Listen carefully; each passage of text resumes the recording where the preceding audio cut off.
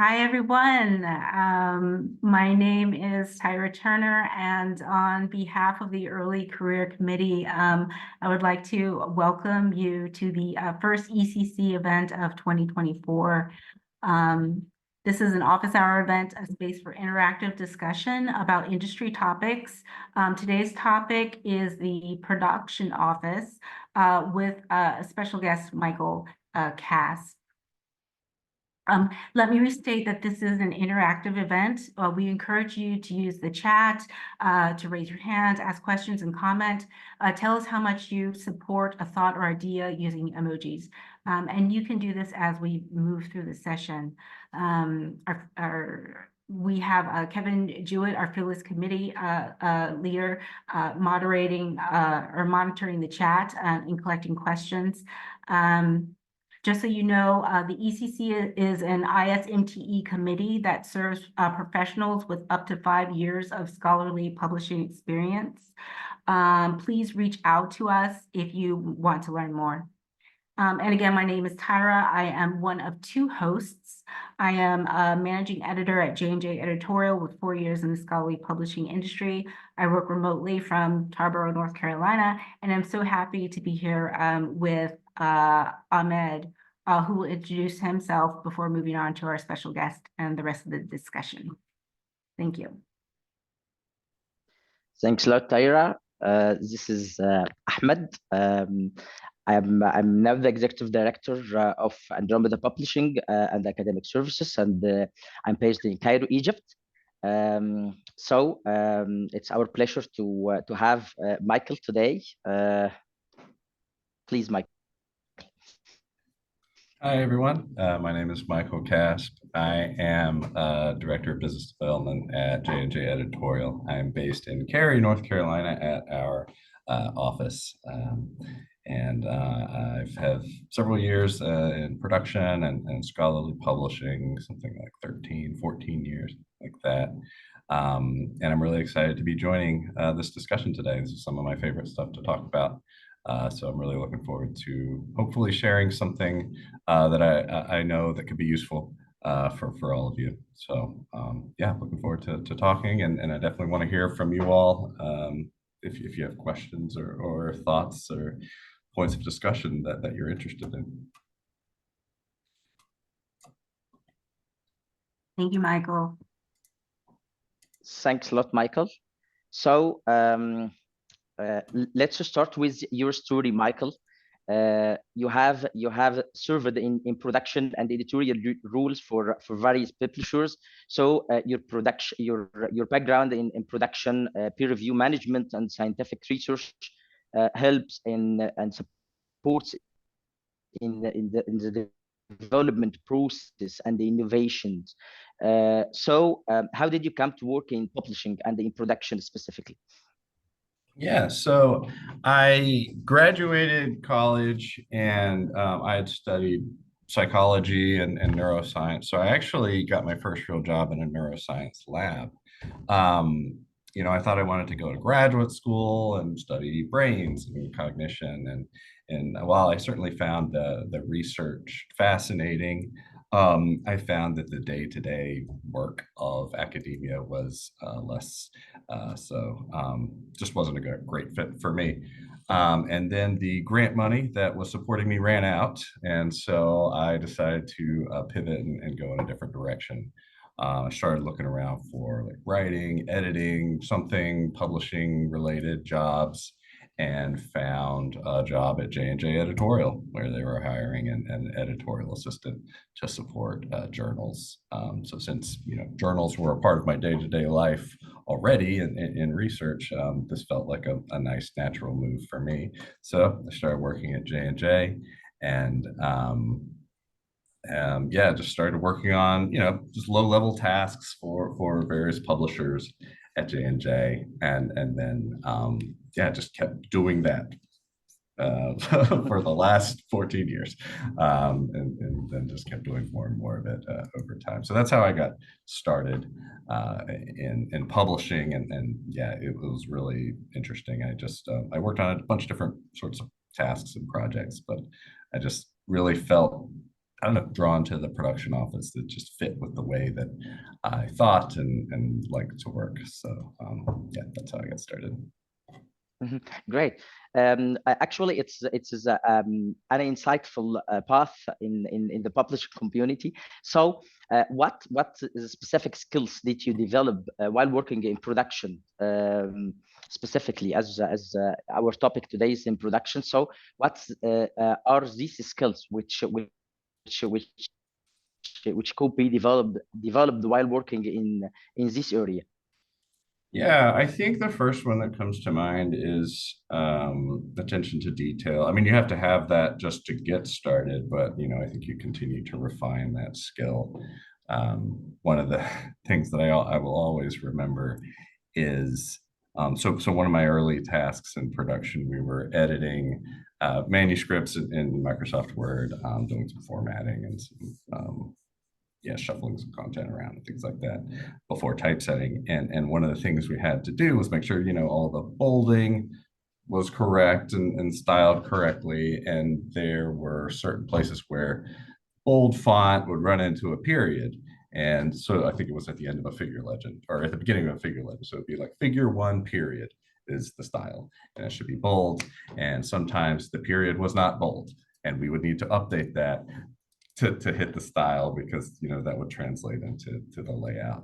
And so just I would always show people that afterwards, when I was training people, because I was like, this is the level of attention to detail that you need to be thinking about.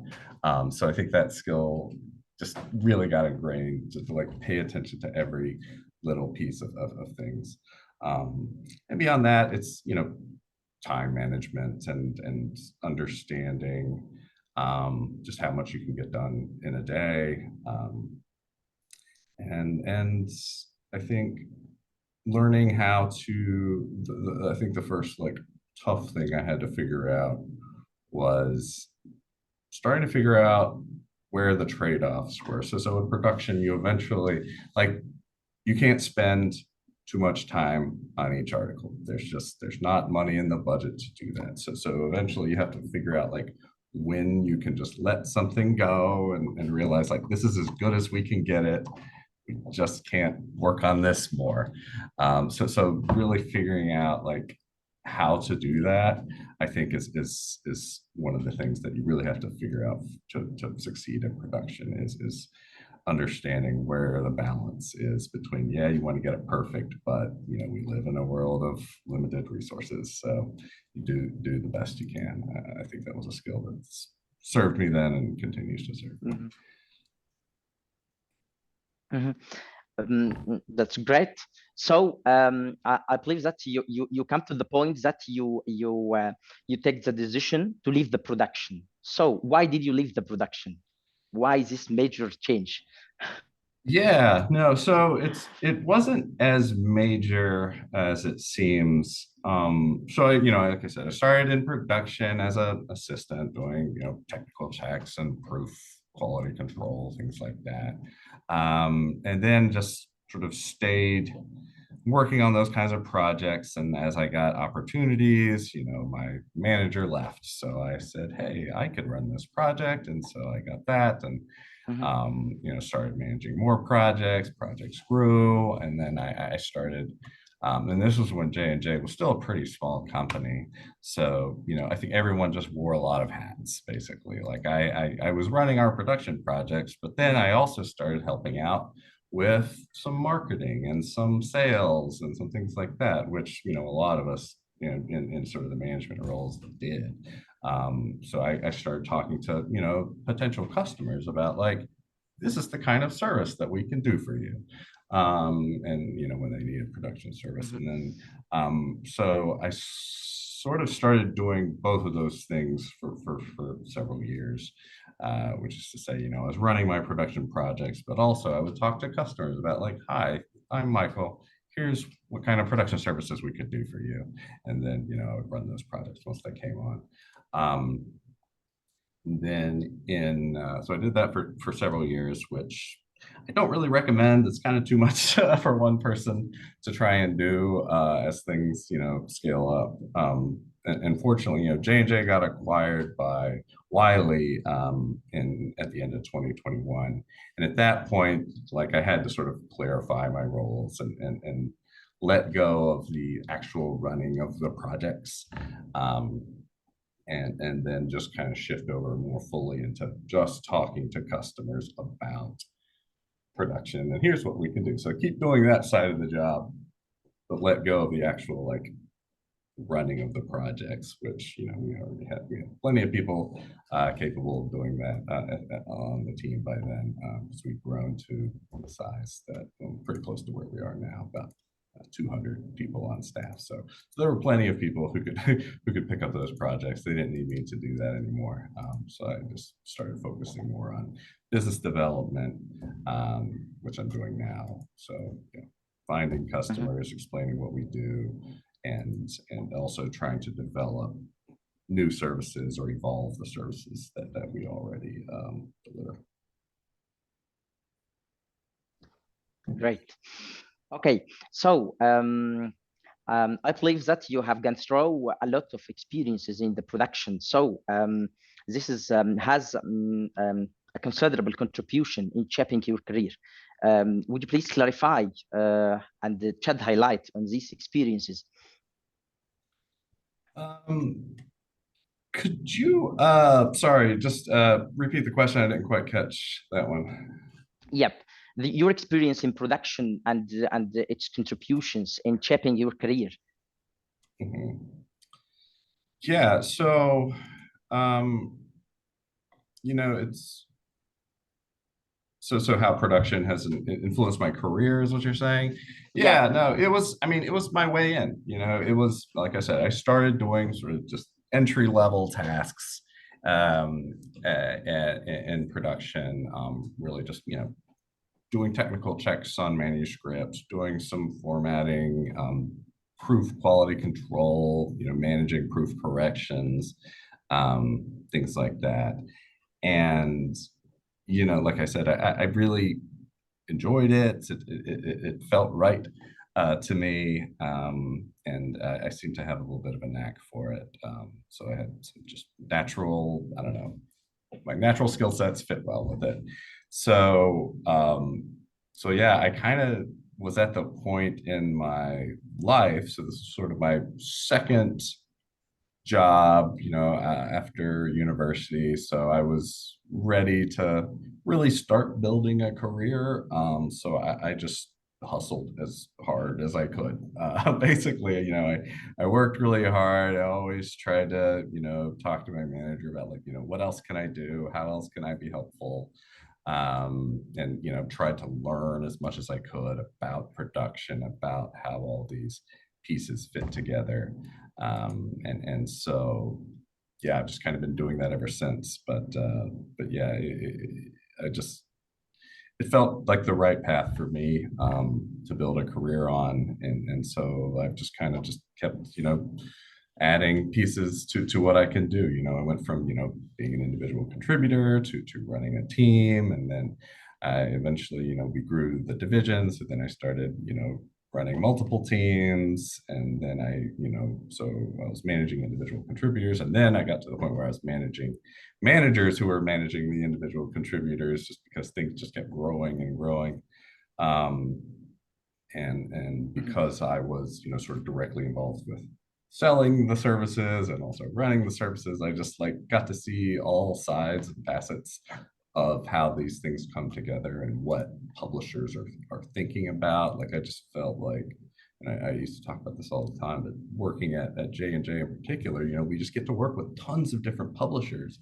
So it's you just learn a lot about the industry very quickly, because you just touch so many journals, so many publishers. You see how everybody does it differently, but also a lot of the things are the same, and you start to just see how people approach a lot of the same problems. So yeah, it's been a really good spot for me to learn and develop a career. And production was the way in for me. Mm-hmm. Okay, so let's get closer to the production. The term production office can be something of a gray area for the editorial office. the production process is somehow transitional phase. However, all staff of the editorial office should get closer view to this process. So what does the term production office entail? Yeah, so production office to me is, the content, is set. The editorial office has, worked with the authors, the editors to figure out this is the thing we want to publish. And so production's job then is to pick that up and really just execute on that vision, make that content that editorial has, sent over, just look as good as possible, clean it up if there's any, errors or mistakes or inconsistencies or whatever, and just get it out the door so that, the public can see it as accurately and efficiently as possible. So that to me is like the production office sort of generally. In practice, what it often looks like is, you'll have your production editor who is sort of, in charge of seeing the flow of manuscripts. They'll have reports or systems that can make these things easy to see. So you'll have, your flow of manuscripts coming in from editorial. They'll be, assigning these to copy editors or to typesetters or whatever, and then making sure all the articles are moving through the process on the schedule that they should. The production editor will often also develop the production schedule so that everybody knows how long things should take and when, articles should be able to be published, depending on when they're accepted and sent over, things like that. And then this production editor will either, they may be based in like your organization if you're an editorial, so they may be, part of your society or part of your publishers team, or they might be, an outsource group. I mean, that's sort of how we work at J&J. We're sort of an outsource production editor, or very many other kinds of editors as well, like Tyra is a managing editor, but so it could be something like that. So they may be based somewhere else. A lot of production work happens in places like India, where there are a lot of these companies that this is what they do, and they do this at large scales. So they'll have just lots of production editors and technology people who are building these workflows, running these workflows, and doing production. And sometimes there's maybe various people in various places. So like for J&J, sometimes we'll have, we have a production editor here, but they'll work in close concert with a team in India. So we'll do part of the process, and they'll do part of the process, and things just kind of go back and forth. And so, but we're all sort of managing this through usually some kind of system that lives in the cloud, so we can all see what's happening with these papers, and we can all pull the files down, upload updated files, and things like that, and communicate with each other and authors through these systems, or email, chat, whatever. So that's sort of usually how the production office works for journals most of the time when I see it. Mm-hmm. So it seems that there's no standard setup for production office as it differs from one publisher or from one place to another place. So what are the common phases of the production process? Yeah, so usually it'll you'll have, actually maybe this will be good. I can share a little bit of a diagram that I use to help. Basically, when I'm talking to customers, I'll try to draw out their workflow. So let me see if I can find the share screen button. There it is. And then I'll share a version of this diagram that that could help. So let's see, can you see that? So yep. All right.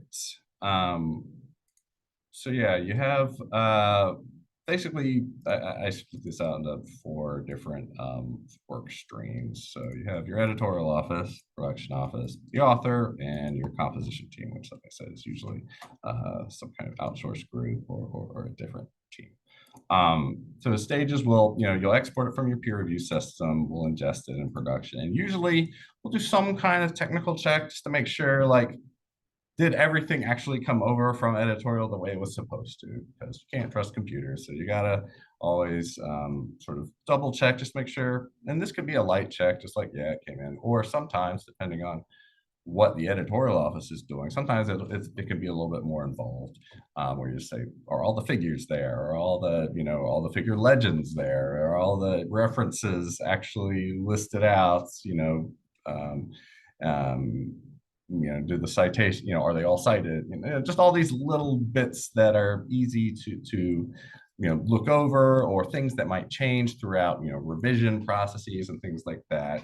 That's usually where errors crop up. It's like, oh, this was different in different versions of the manuscript as it's gone through peer review. And so sometimes not all of that gets cleaned up. So you do a sort of technical check there quite often to just make sure all your pieces are there. You get what you need from the author or from the editorial office so you can move forward.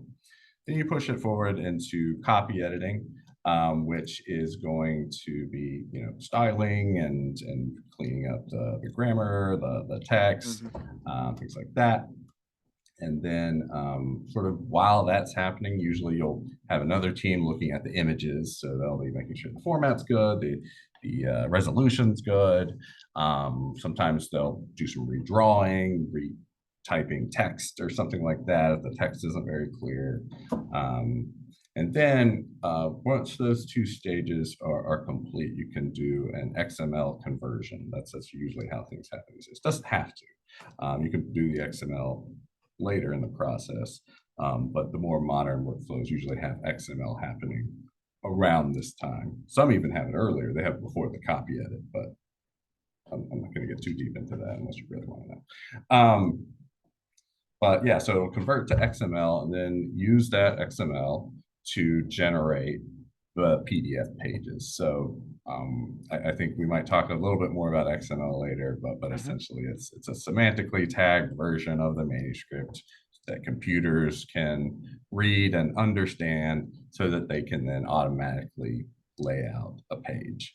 So they just know where the title goes and where the authors go and where the references go, things like that. So then the page will get laid out, and then it'll come back to the production office, or it might just go directly to the author.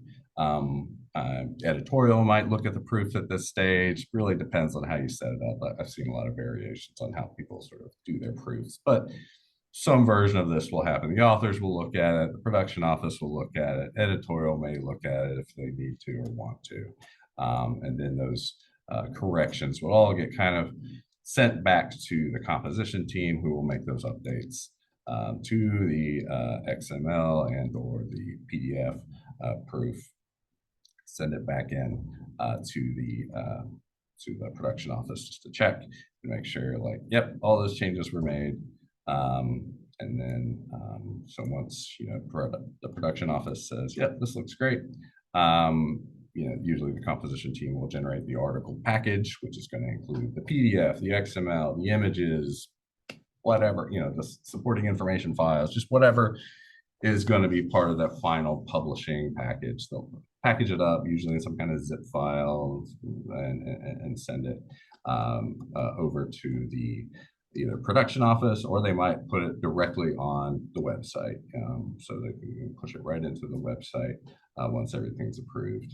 And then there it is, ready for publication. It's amazing workflow chart, Michael. Thanks a lot. So, Mike, for Tyro now to get us to move us for the next phase of our session today. Okay, thank you, Ahmed. I would like to run a poll, actually. We could do that first and get the temperature of the room. Great. So the poll is, how are production services at your journal provided? Are they services are provided by a single publisher? External services are provided by a publisher and one or more vendors? Or services are provided in-house, self-published, or society-owned? Or is there something else happening entirely? Is there an other? All right, so while that's going, we can move on to the next part, which we're going to focus on the ideal setup, Michael, interaction with the editorial office. And I want to take us back to your article, which is one reason why we asked you to speak today. It's your 2019 article called Editorial Production, Two Sides of the Same Coin. And you talk about how there are different focuses. There's an editorial or different objectives. There's the editorial objectives and the production objectives. And one, editorial seems to be relationship focused, and production seems to be process focused. So can you tell us like what those objectives are, and how can two, separate teams with different focuses come together to, to create this final product? Yeah, sure. And it's funny, this article keeps coming back into my life for one reason or another, and I'm glad that you got something out of it, Tyra. I reread it in preparation for talking here today, and I was like, yeah, that's still pretty good. Most of it holds up pretty well, which is surprising to me, because usually I get quite annoyed when I look at old writing of mine. I'm like, I can do a lot better now. This was okay. It's okay. But yeah, I sort of made this distinction in the article of the relationships in editorial versus process in production. And I say in my article as well, but it's a very much an oversimplification, but it's I think a useful way to think about it as people sort of driving force in their day-to-day. So in the editorial office, their like objective is very much identifying high quality content for publication through the review of submissions or soliciting, commissioning work, working with authors to refine the things that they've written, and to a state that the editors feel this is good to publish. I mean, this is revolutionary. You all know this, but like that's sort of like the core mission for editorial in my mind. And because that's what they're doing, a lot of what they do does depend on some kind of relationship in their community. This doesn't have to necessarily be a very personal relationship, but often it is, especially in some of the smaller research communities. Like, their managing editor will be a part of the community. They all know that person, and they all share just fun emails and whatever. Like that person becomes very embedded in that, because they are just every day they're talking to these authors and editors and reviewers, and they need to maintain those good relationships so that they can achieve the objective of getting this good work, submitted, coming in and getting it reviewed. So people need to have sort of a positive view of the journal, so that any of this can happen on the editorial side. In production, the objective is very much, taking what editorial gives us and transforming it, cleaning it up, normalizing, whatever we get into a sort of standard output. So that'll be, a designed PDF or print product that, has a very defined templates and, styles and fonts and sections and headers and all of that. And so production, what we're trying to do is take this input that is, it hits some sort of technical standards, but it's still, coming from an author, and they're not publishing people, so that, we get what we get, and we take it and we try and fit it into our box of like templates and formats. And to do that, you just basically, in some cases, you just need to like break all the pieces apart, look at each one individually, and make sure each bit is cleaned up, and then pull them all back together in this new format. And to do all that, it just requires a very sort of well-defined process if you want to do it efficiently and make it a repeatable thing, because that's the thing about production. It's just like, it has to be very repeatable. Every article, ideally, should go through the exact same process and should come out looking very similar at the end. Whereas, an editorial, I know because I've worked in peer review offices as well, you never quite know how things are going to go in editorial. Like, there's just a lot more. I used to, because I came from production first, really, and then I went to editorial. I was like, man, it's the Wild West here. Like, you just never know what you're going to get, because in production, like, things have sort of been normalized. More or less what you're going to get from the editorial office, right? But from the editorial side, like, you can get anything because you're just getting things straight into your system or your email box from anywhere. And a lot of it's papers, but some of it's weird papers and stuff that doesn't fit, and things, authors that clearly did not look at the author instructions and sent you something that we can't even work with. And so that was a new experience for me in production, where we had really defined process and even requirements for our inputs. So like, we usually knew what we were getting coming into our process, whereas with editorials it's quite different. But anyway, so because we know what's coming in, we can really define a detailed process to handle that content and then deliver it out the other end. So that's why I really focus on process for production, because it can be really easy for things to get missed. I mean, these are complex pieces of content that we're dealing with. They have so many different parts and figures and numbers and tables and just all these little bits, and each one of those, something can go wrong as it gets transformed into the final product.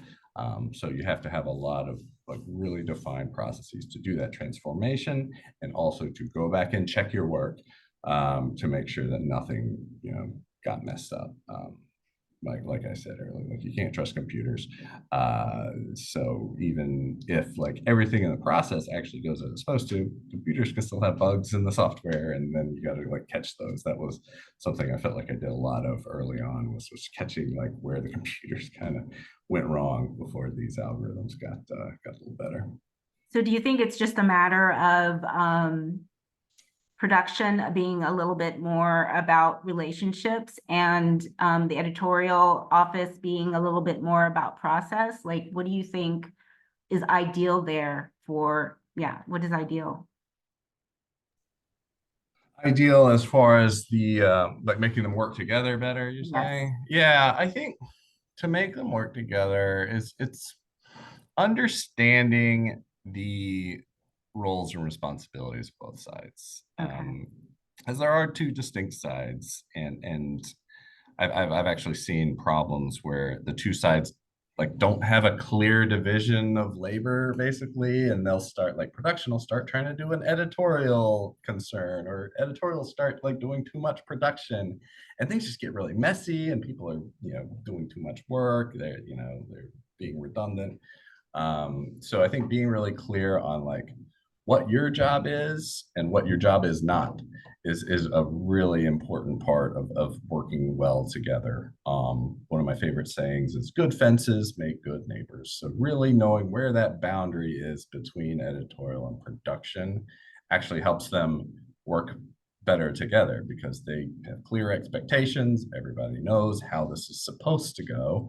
And so everybody can enforce their rules and requirements where they're supposed to, and then also just let it go when they're done. Like one of the clients I used to work for, like they always said, like, editorial throws it over the fence to production. So like, they're done with it. They throw it over the fence, don't even see it anymore until maybe later in the process, but much later.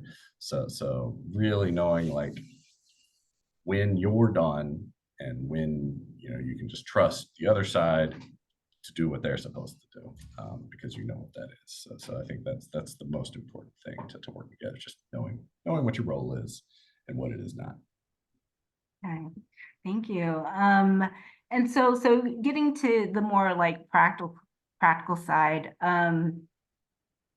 what is the best scenario for delivering a manuscript, a full manuscript with all of the files to the production department? What is their expectation? and how can we best deliver that? Yeah, so like I said earlier, we have in production pretty detailed expectations about what's coming in. So staying consistent is, yeah, I mean, that's the name of the game in production is consistency. So we want consistent input so that we can create consistent outputs. So yeah, just don't throw us a lot of unexpected things, I guess is the biggest thing. And also only this is something I kind of go back and forth on, but I think, yeah, only send the files that actually need to be published. I've seen problems crop up when, like, production gets all the files as part of the export package out of a peer review system. And usually, they can tell which is the final manuscript that they need to be working with, but people are human, mistakes happen. And then so I've seen problems where production will grab the wrong version of a manuscript and typeset that, and then it's reviewed, and they were like, "This is where's all the revisions," and then realize, well, we got to go back and fix that and redo it essentially. So you can just send the files that need to be published. Don't send anything else, just to avoid that whole problem even being possible. So that's one way to do it. And then making sure the communications are clear. A lot of peer review systems will have a field that says, like, a note to production. So knowing what that field is for and what it can do, and what production is expecting to see there, the kinds of, like, special requests that that can actually be fulfilled is part of it. So when you send things over, yeah, just make sure you know what the production office can actually do. And if there's a question or you're not quite sure, just reach out, email or ping or however you communicate with your production office, and just kind of work it out. If it's anything outside of the standard process, that's one of the messages I really want to make sure comes through clear, that production is very process focused. We don't like getting outside of our process. We get a little annoyed when editorial has special requests. We know they're necessary sometimes. That doesn't mean we like them though. Because yeah, because we know anytime you start deviating from the well-defined process, that just increases the chance that errors can happen or things can get delayed or what have you. So yeah, when you're sending things, send what's necessary. Don't send unnecessary things. Any communications, be very clear, yeah, if anything is unclear, you're not sure, yeah, make sure to communicate, and have sort of something that, gosh, I used to have to deal with. I'm sure people still deal with it. So I was working this project with, it was using Editorial Manager for peer review. And this is when I was actually working on the editorial side. So I was working in peer review. And we would export, manuscripts to production like you do. But then we were starting to get these weird delays on a couple of papers. And so we reached out to production. It's like, where's the status of these papers? And production's like, we never got those. They didn't come through. The computers failed us, basically. And so that's, that's where editorial might want to just double check somehow, have some, so basically put in an extra sort of redundant check to make sure production was getting everything they're supposed to, maybe just an extra email, or, you have a spreadsheet that you share or whatever it is, or you're checking the production reports just to make sure all your stuff is actually going through. So, because that can fail and it's nobody's fault except the computers, and who knows why it did that, because it works like 99.9% of the time, and then it just drops a manuscript for no reason. Yeah. So that's definitely something you want to hopefully have some kind of check. I wouldn't invest too much time in it because it's pretty rare, but like, you want something that can catch that. Yeah, I had to deal with that recently. So I now check the queues and have emails sent to me directly. So yeah, so now it's on my radar where it wasn't before. So yeah. But let's get back to the poll. Did we get the results for that? I didn't see. Yeah, we did. I can share it again. Thank you. Okay, so we have 20% services are provided by a single publisher. And then 80% services are provided by a publisher and one or more vendors. So is that what you're seeing out there? Yeah, that's typically how I see it. Yeah, most people use some kind of vendor to do yeah, composition, XML layouts, things like that. It's a very sort of technical role. Something that I've gotten to see in my time in production is it just become increasingly technical and increasingly like software focused to the point now where like to do production like in the sort of modern industry way, like you have to be a computer programmer or have someone like that somewhere in your organization or at your vendor or whatever it is. Like somebody has to know how to do software, to create new software, make adjustments, things like that, because it's so technical and automated these days that we really depend on software. And yeah, if you're a society who's not, you know, enormous and extremely well funded, like you're not going to have a ton of budget to hire a software developer or a team of software developers to do this for you. So you work with a group that this is what they specialize in. So that's that's the way I see it a lot. Is yeah, you're working with a publisher, and that publisher may have some software people, or they'll outsource it to, you know, someone who does. And also just these a lot of these vendors are based in places with lower cost of living, so it's just cheaper to get the work done there than it is here. So we work with a vendor that's based in a different country. Yeah, well, I think that would be great to segue into the next section. Ahmed's going to ask you some questions about the past, present, and future of the industry. Thank you, Tyra. I believe that our industry, publishing industry, is so dynamic, Michael. So there's a lot of significant change since in the last decade. So what do you think? Has production been affected by these changes? Yeah, absolutely. As I was saying, you know, it's gotten a lot more technical and more sort of software and internet focused, as you know, so many things have in our lives, and production is no different.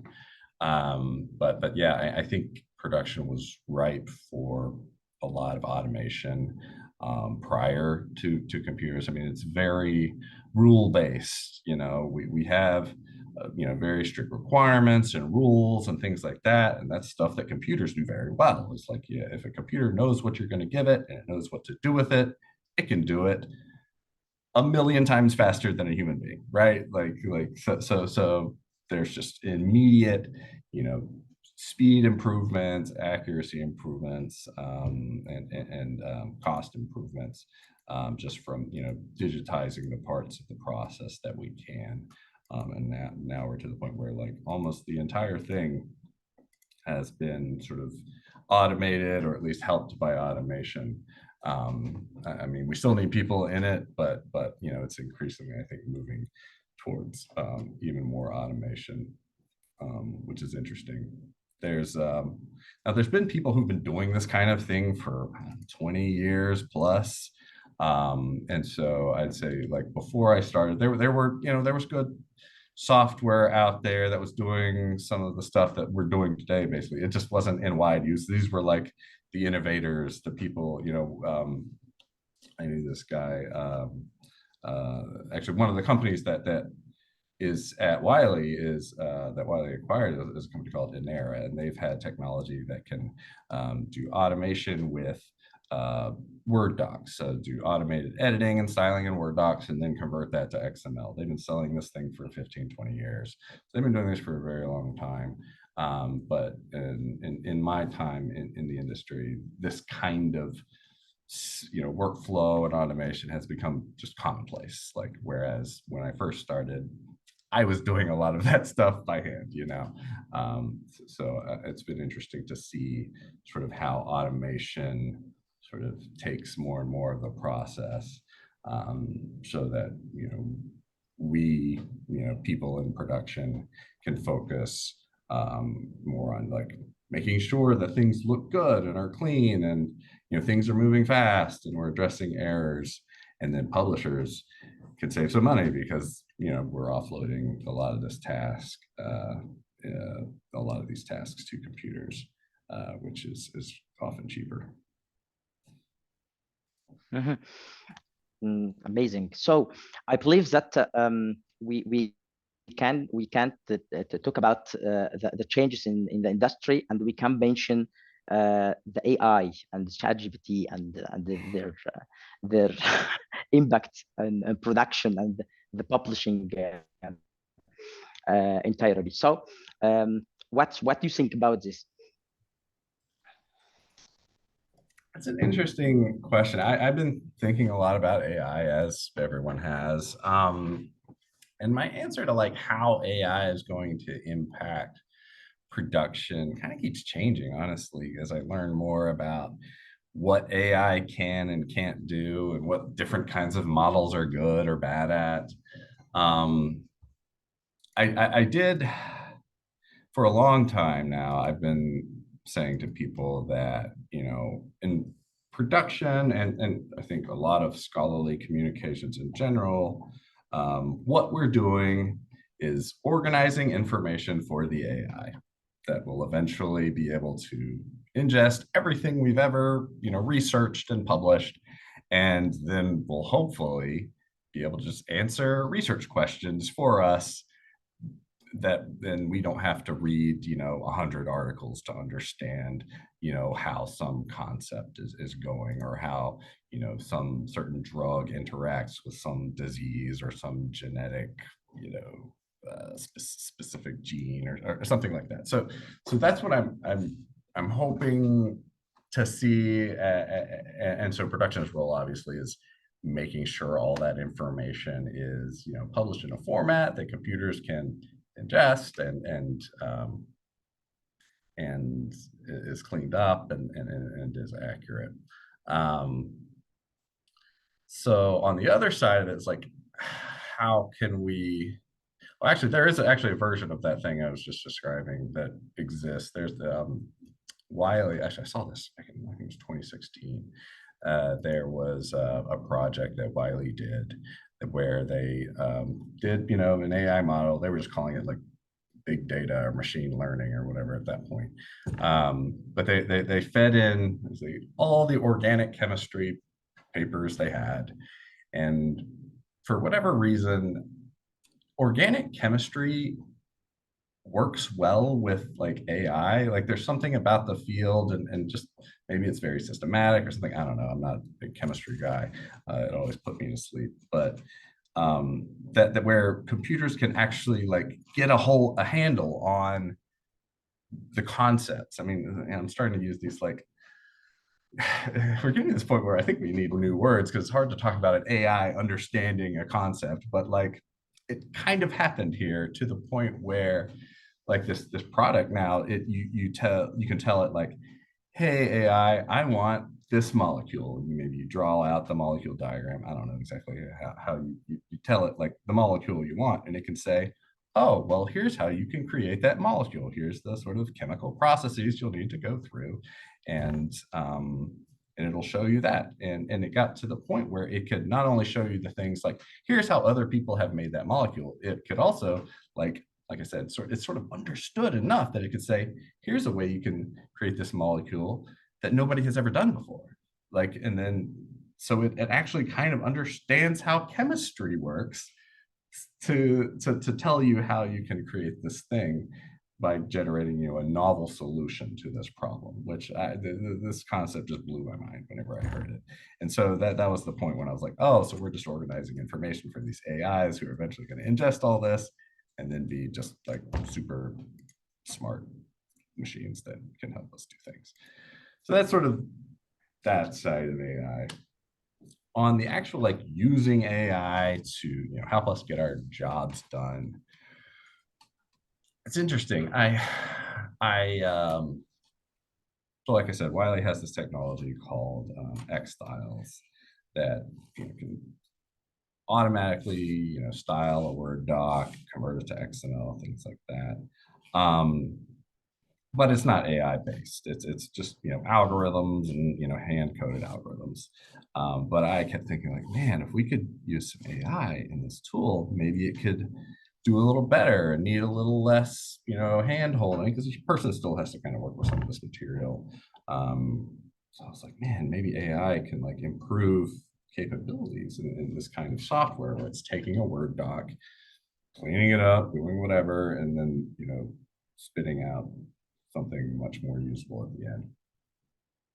And well, it turns out the guy who's running this company, a guy named Bruce Rosenblum, he just passed away actually just a few weeks ago. But great guy, really smart, developed this technology, contributed to the XML standards like JATS that we use today. But anyways, he had told me that, oh no, a few years they actually did try this thing that I'm thinking about, where they used AI to try and power this manuscript structuring tool that they have. And he found he couldn't actually get it to do it well enough that he was going to be happy with it. So basically, like, what he was saying was he tried to do it, and it wasn't perfectly accurate. I know we've seen with ChatGPT, it could do all kinds of weird stuff. So he was getting some of that weird stuff in the model that he was using, and every time he would try to improve the model, it actually got worse. Like it got further away from what he was trying to do, and he eventually just gave up on it because he couldn't figure out a way to get AI to generate and do work with the level of accuracy that we demand, because the stuff we publish has to be on point. It has to be, just totally accurate. We can't have, any kind of hallucinations or things like that in there. So he just wasn't comfortable putting out a product that, so which, put a damper on my excitement about using AI to do my job for me. I mean, maybe it'll eventually get there, but we're not there yet. And I think we still need to understand what we can do with these models and what we can't. Ahmed and Michael. So it's interesting. Yes, please type. We're running out of time, and I was wondering if we could open it up to see if anyone had any questions for Michael before we continue with our own. Sure. I haven't seen any questions in the chat so far, but I have one request. Michael, I don't know if it's possible. I'm interested in this, and someone else in the chat was, is it possible that you'd be able to share that workflow diagram or a version of it, and we can either, I don't know, Donna, if we could post it with the recording or in the discussion forum or something, because that was super helpful. Yeah, absolutely. Yeah, I'll export a PDF and share it with you all. And also just mention, this is a tool called Microsoft Visio. You may have access to this if you use Microsoft Office 365, whatever they're calling it now. So check, because I find it an extremely useful tool in communicating like what we do all day with folks outside of the organization. Excellent.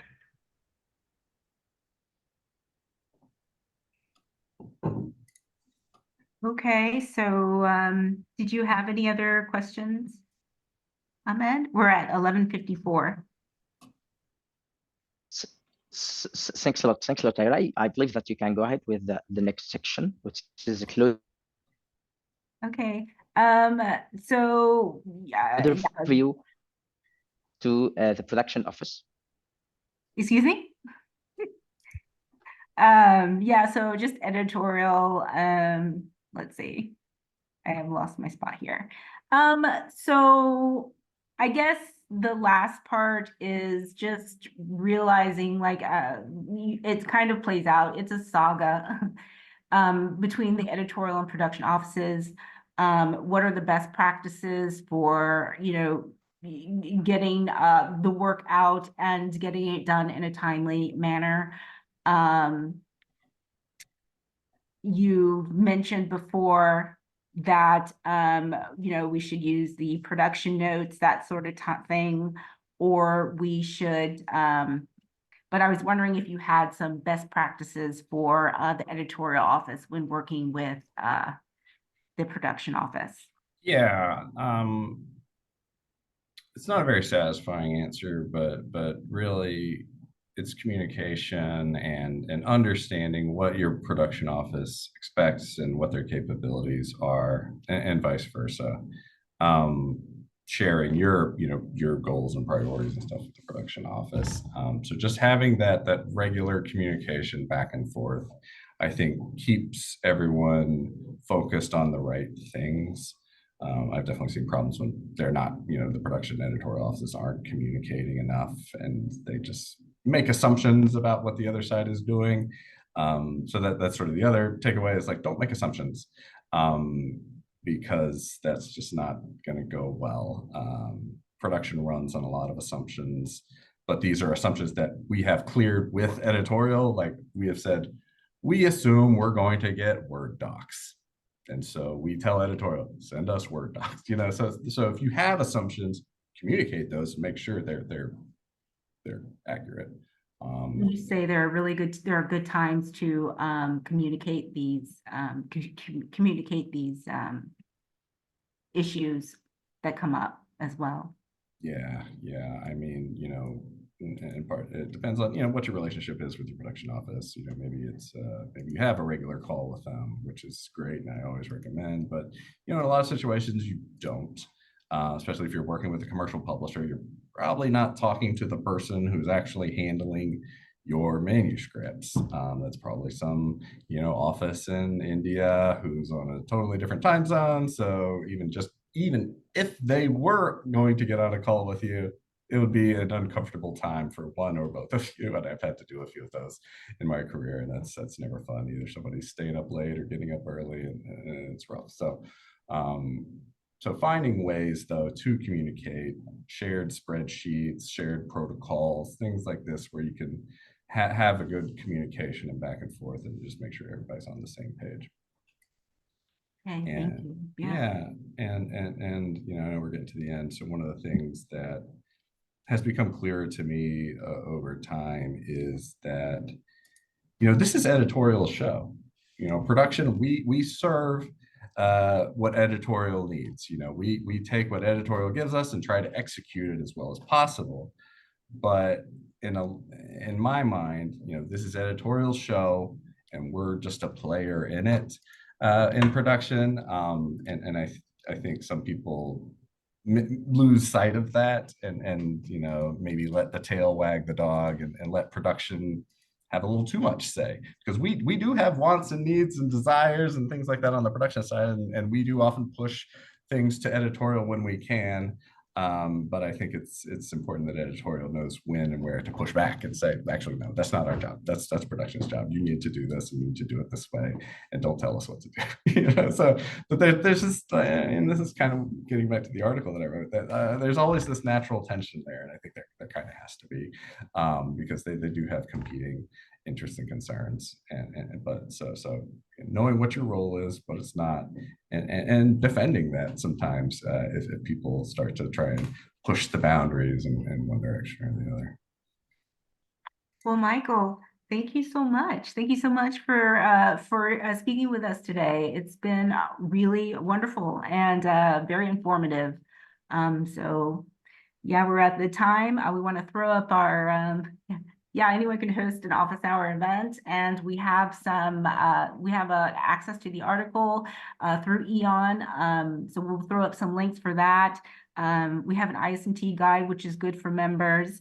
And we also have our discussion forum, the Production Office 101. So if you're a member, please join the forum. If you have any other questions, we can share that information there as well. And any other articles here that we have listed. So the conversation is ongoing. So thank you everyone for participating today. Thanks a lot. Thanks. Yeah. Thanks, Tara. Thanks, Ahmed. This was great. Thank you, Kevin. Thank you, Donna. Thank you. All right. Everyone take care. You too. Bye. Right.